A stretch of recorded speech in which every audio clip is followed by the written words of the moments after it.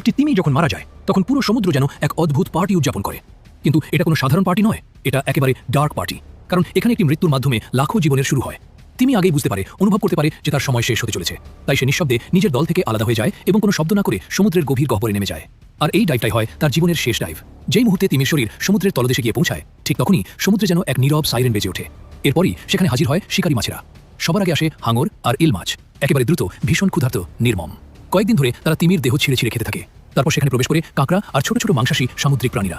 যা কিছু বাকি থাকে তারা সবাই মিলে তার উপর ঝাঁপিয়ে পড়ে। আক্ষরিক অর্থেই তারা সবকিছু শেষ করে দেয়। তিমির পুরো শরীরের প্রায় ৯৯% তখন সম্পূর্ণভাবে শেষ হয়ে যায়, আর যে ১ থেকে ২% বাকি থাকে, মানে তিমির যে হাড়গুলো পড়ে থাকে, সেগুলোর ওপর আক্রমণ করে জম্বি ওয়ার্মস। এই কৃমিগুলো তিমির হাড়ের ওপর অ্যাসিড ছাড়ে, হাড়গুলো গলিয়ে একেবারে মাটির সঙ্গে মিশিয়ে দেয়। এরপর তিমির কোনো চিহ্নই আর থাকে না। আর এই মাটির সঙ্গে মিশে যাওয়া উপাদানই বছরের পর বছর সমুদ্রের জঙ্গলগুলোকে বাঁচিয়ে রাখে। একটি তিমির মৃত্যু সমুদ্রে ১ নয়, হাজার নয়, লাখো সামুদ্রিক প্রাণীর জন্য আশ্রয় হয়ে দাঁড়ায়। এটাই হলো সমুদ্রের জীবদের জীবনচক্র।